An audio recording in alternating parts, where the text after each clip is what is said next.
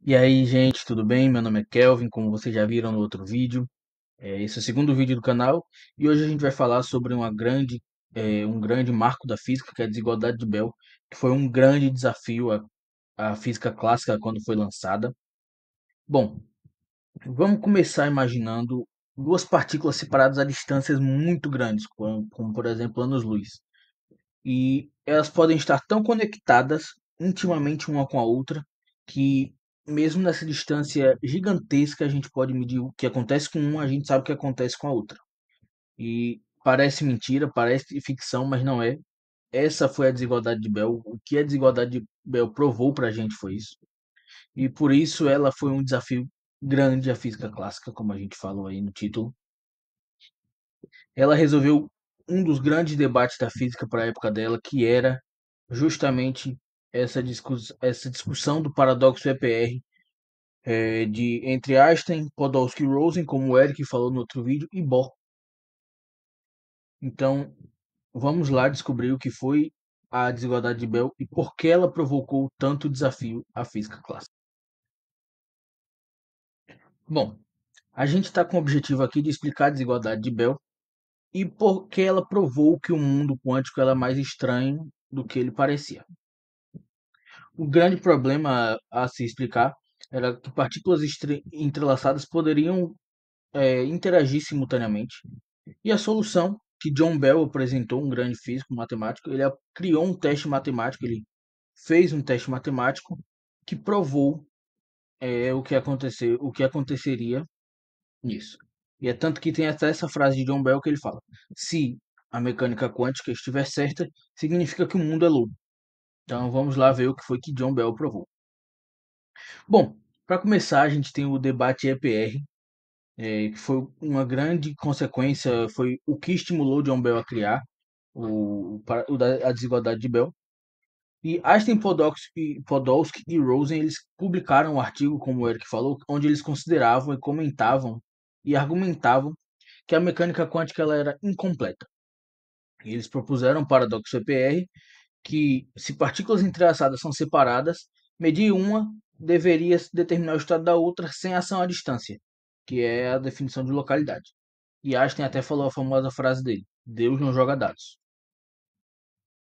Eles queriam que eles apresentassem uma correlação perfeita. Então, a crítica de Einstein é a essa ação fantasmagórica que parecia existir, que é inaceitável e então deveria haver forças ocultas, variáveis ocultas, alguma coisa oculta que a gente não conseguiria enxergar. Bohr, por outro lado, ele respondeu o paradoxo EPR, como o Eric também falou, que a realidade quântica ela não pode ser separada do processo de medição, e ele defendia que a mecânica quântica ela era completa em si. Ele dizia que a mecânica quântica ela era completa por si só e não precisava de nenhuma ação fantasmagórica, ou seja, eles foram contra um ao outro. Então vamos lá ver o que John Bell acha disso também. Bom, esse simpático senhor aí na foto, ele é o John Bell. E ele que começou a pensar na questão filosófica do paradoxo EPR, né? Ele era um físico quase desconhecido na época, ele trabalhava no CERN. E aí ele começou a conjecturar, pensar sobre a questão filosófica dessa discussão entre Einstein e Bohr. E ele questionou para si mesmo: será que as variáveis ocultas locais poderiam explicar as correlações quânticas? Bom, se ele pudesse provar isso, então ele poderia explicar as correlações quânticas. Ele desenvolveu uma desigualdade matemática para provar isso, para testar isso. E a curiosidade é justamente essa agora. Ele queria provar que Einstein estava certo, mas ele acaba provando o contrário. A desigualdade ela foi violada experimentalmente quando ele propôs, não quando ele propôs, mas anos depois dele propor. E ele confirmou a mecânica quântica da forma que ela deveria ser, como Bohr falava. Então, a curiosidade é que ele pensava de um jeito, ele queria que fosse de um jeito, mas acabou provando outro, como muitas vezes é na ciência. E é um trabalho extremamente importante para o que a gente tem de física hoje, para as tecnologias que temos hoje, que já já vamos falar. Mas antes a gente vai se ater um pouco mais à desigualdade de Bell em si. Então vamos lá. Vamos fazer um exercício mental como Bell fez na época. É, se a gente tem duas pessoas que recebem cartas correlacionadas, por exemplo, Alice e Bob, que são clássicos da mecânica quântica. Se as cartas fossem predeterminadas, ou seja, seriam as variáveis ocultas, então as respostas teriam uma correlação limitada. Mas na mecânica quântica as correlações são mais fortes, elas violaram a desigualdade que Bell propôs, e a gente tem então a mecânica quântica de uma forma não local, né? Então, como a gente consegue também então ver o emaranhamento? O emaranhamento a gente diz que dois sistemas, nesse caso aqui a gente tem nessa imagem, esse vermelho e esse azul, a gente diz que são estados correlacionados. A gente diz que eles se relacionam, mesmo estando muito distantes um do outro. Elas compartilham um único estado, é o estado do emaranhado, mesmo quando separadas. E é aquele negócio que eu falei no início do vídeo. Quando a gente mede um a uma distância muito grande da outra, a gente sabe o que acontece na outra. Então, é como se, por exemplo, eu jogasse uma moeda aqui na minha casa sem você ver, e você aí da sua jogasse uma moeda também. E, por exemplo, eu tirei cara, eu sei que você tirou coroa, entendeu? É algo bem contraintuitivo, né? E ao mesmo tempo isso provou que a mecânica quântica é não local. Por quê? Porque pela teoria da relatividade de Einstein, a gente tem que nada viaja mais rápido que a luz. Mas se eu joguei uma moeda aqui e você jogou uma moeda aí, e eu sei o que deu na sua moeda, sem ver, sem nada, então significa que a informação chegou mais rápido. Então isso prova que a mecânica quântica é uma teoria não local, porque ela violou a localidade. Que seria, é justamente esse um dos pontos da crítica de Einstein, que foi a ação fantasmagórica à distância. Então é como a gente tem dizendo aqui. Nós temos esses dois estados, eles estão correlacionados por esse estado, e a medida que a gente faz em A afeta B instantaneamente. É bem esquisito, é bem estranho, mas é isso que é a mecânica quântica. É uma beleza esquisita, é uma beleza muito, muito bonita e bem esquisita. Bom, continuando aqui, a desigualdade de Bell ela rendeu para esses três senhores aqui dessa imagem o Prêmio Nobel de 2022. É, então a gente vê que a desigualdade de Bell é muito importante para a física e ela continuou sendo. Eu vou até falar deles porque eles foram muito importantes para continuar provando a desigualdade de Bell. Esse senhor aqui do bigodão, ele é o Alan Specht. Esse do meio é o Clauser. E esse da ponta é o Zeilinger. Vamos lá.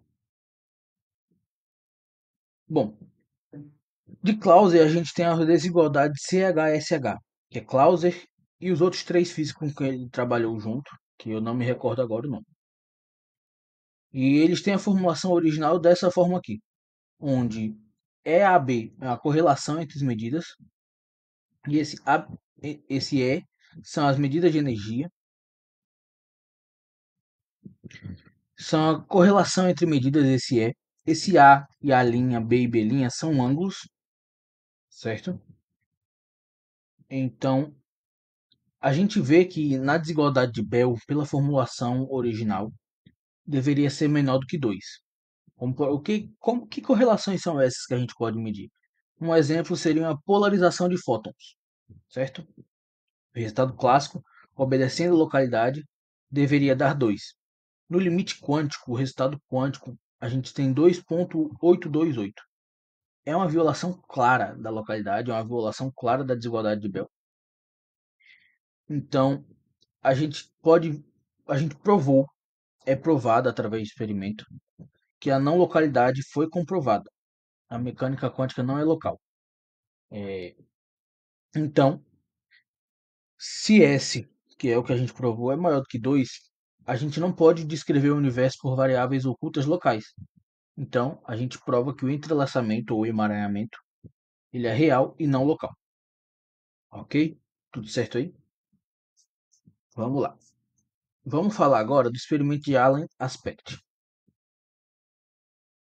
que continuou com o experimento de Bell, com a desigualdade de Bell, e que graças à desigualdade CHSH, a gente tem uma interpretação de que ou o mundo é não local ou não realista, mas a gente sabe que o mundo é realista, então a gente provou que o mundo é não local, como a gente está dizendo bem aqui.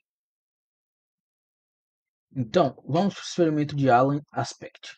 Alan Aspect, ele montou um esquema da violação da desigualdade de Bell, né? Aqui a gente tem uma fonte, nesse meio aqui, essa bolinha azul é uma fonte. Ela emite fótons para os lados, onde a gente tem dois receptores e eles vão dar resultados mais ou menos um, como tem bem ali nas setinhas azuis, nas setinhas vermelhas, que são os fótons. Então, ele está mandando esses fótons entrelaçados através dos detectores.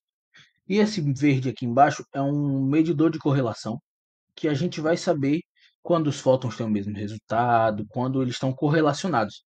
Então, Alan Aspect ele foi o responsável por provar de maneira experimental também, mas de uma maneira mais, como eu posso dizer, evoluída, mais sofisticada do que Clauser. E agora a gente também vai falar de Zeilinger.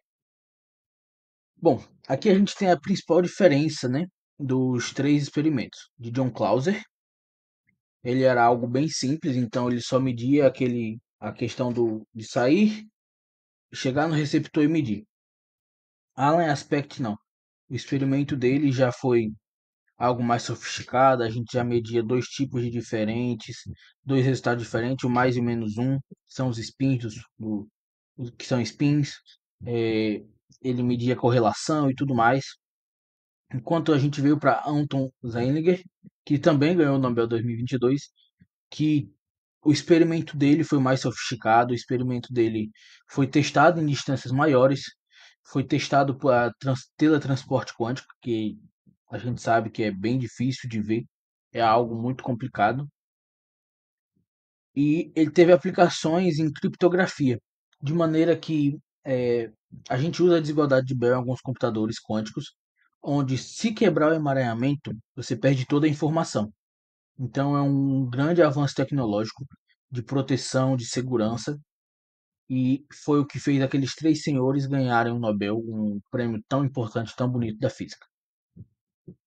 Bom, impacto nas tecnologias atuais, a gente tem a computação quântica, que é um dos futuros da física hoje em dia.